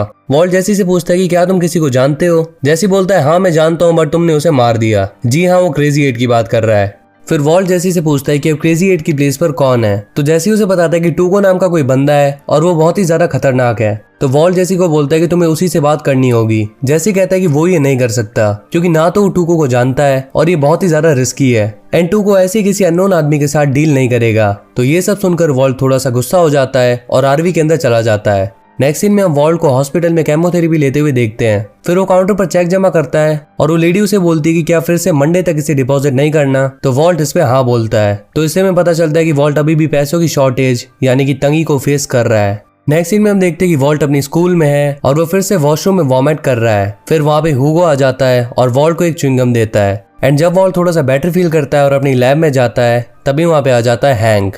वॉल्ट हैंक से पूछता है कि तुम यहाँ पे कैसे? तो हैंक उसे बताता है कि उसकी टीम को एक गैस मास्क मिला है, वो भी एक मैथ कुकिंग साइट पर, और वो मास्क इसी स्कूल की प्रॉपर्टी है तो उसे इन्वेंट्री चेक करनी है। हैंक वॉल्ट से पूछता है कि स्टोर रूम की कीज किस किस के पास हैं? तो वॉल्ट उसे बताता है कि सिर्फ क्लीनिंग स्टाफ, प्रिंसिपल और वॉल्ट के पास कीज रहती हैं। फिर जब वॉल्ट और हैंक लैब के स्टोर रूम में जाते हैं तो हैंक सामान को लिस्ट के साथ मैच करता है एंड यहाँ पे काफी सारी चीजें मिसिंग होती हैं। उसी समय वॉल्ट को जैसी का कॉल आता है। जैसी वॉल्ट को बताता है कि मेरा एक फ्रेंड है स्किनी पीट, वो टूको को जानता है और वो मुझे उसे इंट्रोड्यूस करवा देगा एंड मैं उसी के साथ जा रहा हूँ। नेक्स्ट सीन में जैसी और स्किनी पीट टूको की प्लेस पर जाते हैं उसे डील करने। वहाँ पे सिक्योरिटी बहुत टाइट होती है। फिर स्किनी पीट जैसी को टूको से इंट्रोड्यूस करवाता है। टूको क्रिस्टल टेस्ट करता है और उसे वो बहुत पसंद आता है। टूको जैसी से पूछता है कि तुम आखिर किसके लिए काम करते हो? तो जैसी उसे बताता है कि वो और उसका पार्टनर खुद ही ये सब कुक करते हैं। जैसी टूको से बोलता है कि 1 पाउंड मैथ की कीमत होगी $35,000। तो टूको डील एक्सेप्ट कर लेता है और जैसी को जाने के लिए बोलता है। जैसी उसे पैसे मांगता है तो टूको उसे बोलता है कि मैं इसे पहले सेल करूंगा फिर तुम्हें पैसा दूंगा। लेकिन जैसी उसे बोलता है कि मैं इस तरीके से बिजनेस नहीं करता और मैथ लेकर भागने की कोशिश करता है बट टूको के गार्ड्स उसे पकड़ लेते हैं। इसके बाद टूको उसे बहुत बुरी तरह पीटता है। नेक्स्ट सीन में हम देखते हैं कि हैंक ने हुगो को अरेस्ट कर लिया। फिर नेक्स्ट सीन में हमें वॉल्ट अपने घर पर जैसी को कॉल करते हुए दिखाया जाता है एंड वॉल्ट के घर पे हैंक और मैरी भी आए होते हैं। वो सभी कार्ड्स खेल रहे होते हैं। यहाँ पे वॉल्ट उससे पूछता है कि उसने हुगो को क्यों अरेस्ट किया? तो हैंक बताता है कि उन्होंने उसका बैकग्राउंड चेक किया है, उस पर पहले भी कई चार्जेस लग चुके हैं और गन्स की स्मगलिंग में भी उसका नाम है, तो उसे एक सस्पेक्ट के तौर पे अरेस्ट किया है। बातें करते करते उनका कार्ड्स का गेम काफी इंटरेस्टिंग हो जाता है और लास्ट में बस हैंक और वॉल्ट बच जाते हैं। लेकिन यहाँ पर वॉल्ट हैंक को हरा देता है। नेक्स्ट मॉर्निंग वॉल्ट बात ले रहा होता है और यहाँ पे नोटिस करता है कि उसे कैंसर की मेडिसिन की वजह से हेयर फॉल हो रहा है। फिर वो बात लेकर बाहर आता है और जैसी को कॉल लगाता है। जैसी का फोन उसका फ्रेंड स्किनी पीट उठाता है और वो उसे बताता है कि टूको ने उसका क्या हाल किया। अब जैसी हॉस्पिटल में एडमिट होता है और वॉल्ट भी जैसी को देखने के लिए यहाँ पे आ जाता है। वहाँ पे वॉल्ट को स्किनी पीट मिलता है और वो उससे जैसी की कंडीशन के बारे में पूछता है। तो स्किनी पीट बताता है कि उसकी कुछ रिब्स टूट चुकी हैं। फिर वॉल्ट स्किनी पीट से टूको के बारे में पूछता है और बोलता है कि मुझे उसके बारे में सब बताओ। नेक्स्ट सीन में हम देखते हैं कि वॉल्ट अपने घर पे मेडिसिन ले रहा होता है और वो अपने हेयर फॉल की वजह से अपना हेड ही शेव कर लेता है। इसके बाद वॉल्ट भी चला जाता है टूको की प्लेस पे। फिर वो अंदर जाता है और टूको के गार्ड्स उसे चेक करते हैं। चेक करने पर उन्हें वॉल्ट के पास मैथ मिलता है। फिर वॉल्ट और टूको आमने सामने होते हैं और टूको वॉल्ट से उसका नाम पूछता है तो वॉल्ट उसे अपना नाम बताता है हाइजेनबर्ग। टूको उससे पूछता है कि अब बताओ तुम्हें क्या बात करनी है? तो वॉल्ट बोलता है कि मैं तुमसे $50,000 लेने आया हूँ। 35 तो पहले की 1 पाउंड का जो कि तुमने चुरा लिया और 15 उसके पार्टनर यानी कि जैसी के ट्रीटमेंट का। फिर टूको वॉल्ट का मजाक उड़ाता है और बोलता है कि मैंने तुम्हारा मैथ चुराया और तुम्हारे पार्टनर को भी बुरी तरह मारा और तुम मेरे पास और मैथ लेकर आ गए। तो वॉल्ट को काफी गुस्सा आ जाता है और वो उसे बोलता है कि मैं तुम्हें करेक्ट कर देता हूँ, ये जो बेंच पर अभी रखा है ये मैथ नहीं है। फिर वॉल्ट उसका एक पीस लेकर जोर से जमीन पे पटक देता है एंड यहाँ पे होता है बहुत बड़ा धमाका। रूम के सारे ग्लास विंडोज टूट जाते हैं और सभी लोग बुरी तरह गिर जाते हैं। वॉल्ट वो मैथ जैसा दिखने वाला पाउच उठा लेता है और फिर टूको से पैसा मांगता है। टूको उसे पैसे दे देता है और वॉल्ट को बोलता है कि क्या तुम वही मैथ मुझे नेक्स्ट वीक दे सकते हो? वॉल्ट उसे बोलता है क्यों नहीं, बट उसे पैसा हैंड टू हैंड चाहिए।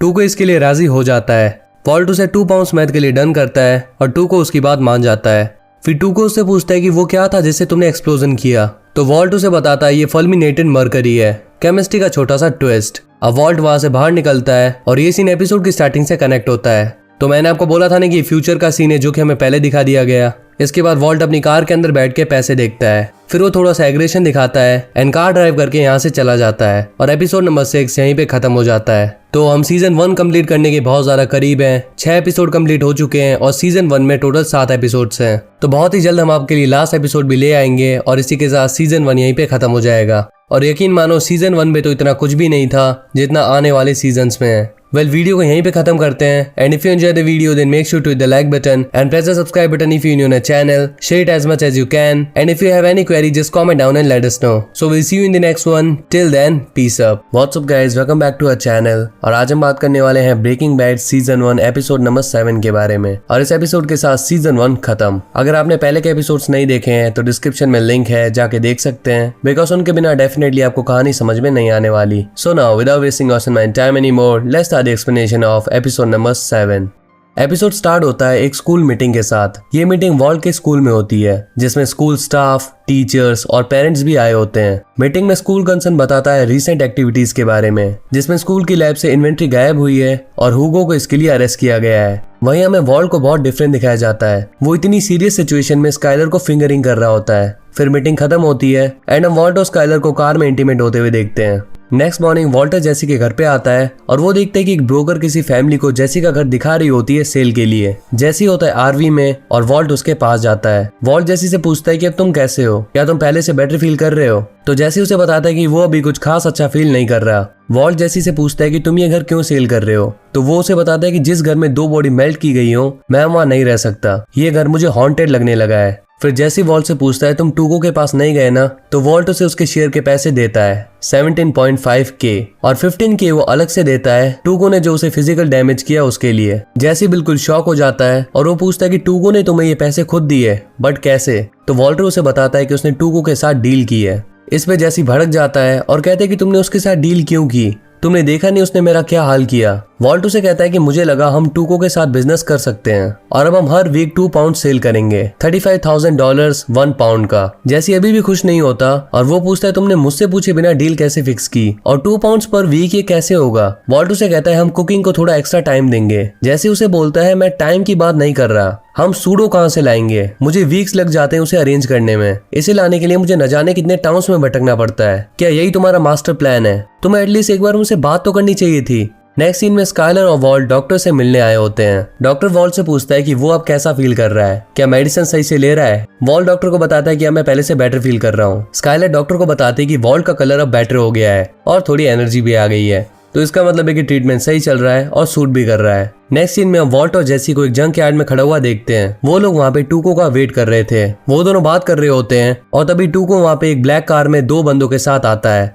टूको जेसी को सॉरी बोलता है अपने पहले के बिहेवियर के लिए। फिर वो हाइजनबर्ग यानी कि वॉल्ट से बोलता है कि चलो अब जल्दी से मुझे मैथ दो। जब वॉल्ट उसे मैथ देता है तो वो बहुत कम होती है, 0.53 पाउंड्स। टूको वॉल्ट से बोलता है कि तुमने मुझे 2 पाउंड्स का बोला था और तुम मुझे ये दे रहे हो। तो वॉल्ट बताता है कि उन्हें कुछ प्रोडक्शन प्रॉब्लम आ रही है। टूको वॉल्ट को 17.5K डॉलर्स देता है एंड कहता है ये मेरा टाइम वेस्ट करने के लिए। वॉल्ट टूको को बोलता है कि उसे पूरे 70 ग्रैंड चाहिए। वो कहता है कि तुम्हें हमारा प्रोडक्ट अच्छा लगा और तुम्हें और चाहिए तो थोड़ा कैपिटल इन्वेस्ट करना होगा।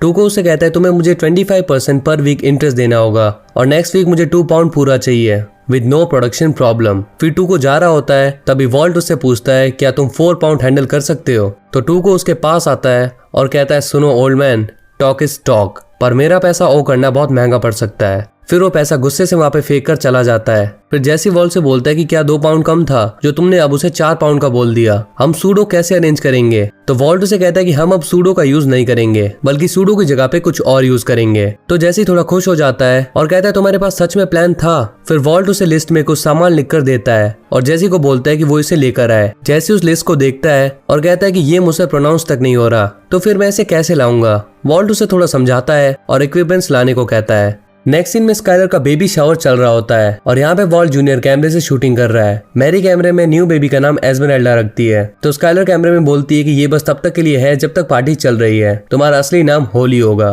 तभी वहाँ वॉल्टर आता है और सभी उसे न्यू बेबी के लिए कैमरे में कुछ कहने के लिए बोलते हैं। फिर वॉल्ट एक छोटी सी और प्यारी सी स्पीच देता है अपनी बेटी के लिए। फिर नेक्स्ट इवेंट में स्काइलर सबके लाए गिफ्ट्स खोल रही होती है, तभी वो मैरी का गिफ्ट खोलती है तो उसमें एक टियारा होता है बेबी के लिए। वो टियारा गोल्ड और डायमंड से सजा हुआ था, तो स्काइलर मैरी को बोलती है कि ये बहुत कॉस्टली होगा, तुम्हें इतना स्पेंड नहीं करना चाहिए था। वहीं हैंक वॉल्ट से बोलता है कि तुम्हारे पास बियर से स्ट्रॉन्ग कुछ है पीने को। फिर वो दोनों अपने बैकयार्ड में ड्रिंक करते हैं, तभी हैंक अपनी पॉकेट से एक बॉक्स निकालता है जिसमें क्यूबन सिगार होती है। फिर वो दोनों से स्मोक करते हैं। वॉल्ट उसे बोलता है ये सिगार तो इलीगल है, तो हैंक उसे बोलता है कि इतना चलता है। फिर वो दोनों डिस्कशन करने लगते हैं। वॉल्ट हैंक से कहता है कि अगर किस तरीके से ये लाइन ड्रॉ की जाती है कि क्या इलीगल होना चाहिए और क्या लीगल। 1930 में तो ये ड्रिंक जो हम कर रहे हैं ये भी इलीगल थी, बट अब नॉर्मल है। हैंक उसको पूछता है क्या तुम कोकेन, हेरोइन, गांजा इन सब की बात कर रहे हो, तो वॉल्ट बोलता है हाँ। एक्चुअली वॉल्ट खुद ही को जस्टिफाई कर रहा है। हैंक वॉल्ट से कहता है कि कुछ ऐसी चीजें हैं जिन्हें कभी भी लीगल नहीं होना चाहिए। ये मैथ, कोकेन, वीड इन सब ने लोगों की लाइफ रुइन कर दी है। फिर ये डिस्कशन यहीं पे एंड हो जाती है।